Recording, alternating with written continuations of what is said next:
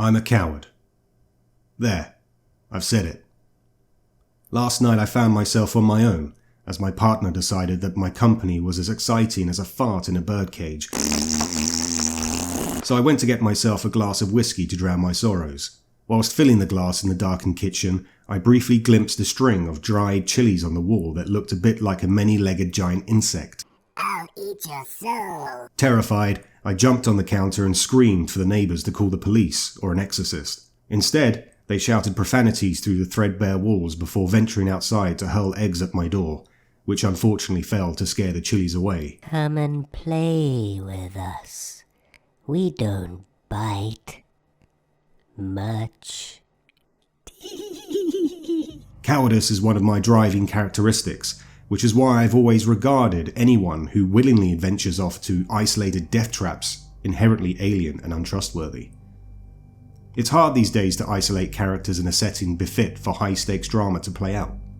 In 1975, Jaws made us afraid to dip our toes in the water, and in 1979, Alien proclaimed that in space no one could hear you scream. And as far back as the 18th century, literary Gothic tales have warned us about unescapable spooky houses with things that go bump in the night, and recent films such as North Sea and Deepwater Horizon have taught us the perils and dangers faced with an offshore oil rig, so what better location to set a supernatural thriller? The Rig, a 6-episodic series currently playing on Prime Video, does just this by putting the crew of Kinloch Bravo on a North Sea oil rig and having all their comms knocked out by an unknown but rapidly encroaching and possibly supernatural force that would make even Captain Birdseye shit his beard through his arsehole. Who's your pretty boy? The men and women of Kinloch Bravo are looking forward to being choppered home at the end of their latest 3-week stint, and here we get to see our main characters in action. Young Baz, played by Calvin Dember, is looking forward to a stag weekend away, but his place on the helicopter has been bumped for the clever comms technician Fulmer, played by Line of Duty's Martin Compston, because the company wants him back for a special meeting. The OIM, or Offshore Installation Manager to you and me, and rig boss Magnus, played by Sir Jorah Mormont himself Ian Glenn, does what he can to keep the crew working together. Hutton looks like the kind of behemoth goon you'd see getting a pool cue smashed across their skull in an especially bad Chuck Norris film, while the company's representative Rose, played by Schitt's Creek Emily Hampshire, just wants what any soulless corpo shimmying their way up the tainted greasy pole desires: optimization, reaching quotas, a cushy office with an ensuite toilet, deniability when the inevitable shit hits the fan, and more likely than not a hot tub of nude women and a brick of cocaine. That last part may not be true, but her character has all the sincerity of Acclaim's direct commercial, so I don't really care. He's looking into my soul. I can't look away. Barry! Their transportation back to shore is diverted at the last minute to help with an incident on another oil rig, and soon trouble is breaking out all over the place. A sudden, inexplicable fog rolls in, reminiscent of Stephen King's The Mist or John Carpenter's The Fog. The rig starts to shake and modules shut down, or possibly go into overdrive. This is the jargon-heavy portion that I liken to sci-fi shows that throw out words like fluxy-wuxy flibberjammer into the mix to create tension in a little-known industry like oil rigging, and you're not really required to understand it.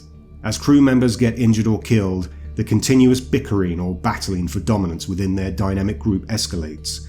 There are various nods to other films, such as Alien, with the Pictar Energy Company doing its darndest to emulate the bottom-line don't-give-a-fuck-about-employees Weyland-Yutani group.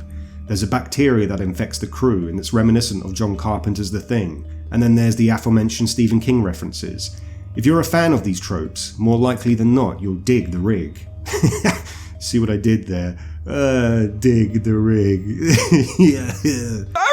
Despite The Rig's fantastic concept, or perhaps because of its hugely exciting potential, the show ultimately falls just short of being truly terrifying. There are several reasons for this. Firstly, the production values. It's jarringly obvious when CGI is introduced into the mix, and certain locations are very obviously sets. The eclectic casts are a mixed bag. You have veteran performers such as Ian Glenn, who at this point in his career is a colossal soothsaying deity with the power to manipulate all universal matter. Push it, Owen, shut it down! Owen Teale playing Hutton growls and bristles in every scene like a grizzly bear, and Mark Bonner plays a sage and world-weary Alwyn. Director David McPherson gently shapes these characters into creations of depth beyond the drama. But unfortunately, it's the younger thespians that let the side down. Compston is fine as Fulmer, playing the reluctant hero, but pretty much serves as what he played in Line of Duty. Calvin Dember is a noticeable weak link. Why is it always me? Baz is a blank-eyed glove puppet with half the charisma of a discarded Tesco bag rotating slowly in a pool of festival rainwater. He's likely the only person in existence that can sound overly enthusiastic and embarrassingly wooden at the same time. Emily Hampshire looks uncomfortable as the company stooge. The relationship between Fulmer and Rose has all the arousal factor of a gnat's pube. Juicy. But thankfully, Abraham Papulia almost steals the show with his nuanced, softly spoken Easter character. There's also a whiff of wokeness pervading throughout the rig, with every diversity checkbox under the sun ticked off with utmost care and attention. It's almost as if this production would never have got off the ground unless the producers covered all the bases as to not cause an affront to anyone. We did a CPD course together last summer and... yeah. Okay. Why are you being so shy for, boys? I'm literally about to have a baby with another woman. I'm not saying that in this modern era there isn't that type of mix of people on board an offshore oil rig, but give me a room full of chain-smoking, ruddy-faced, cantankerous old men staring vapidly at blinking machines and pistons upon which their dreams get strangled daily. Ah, the glory days.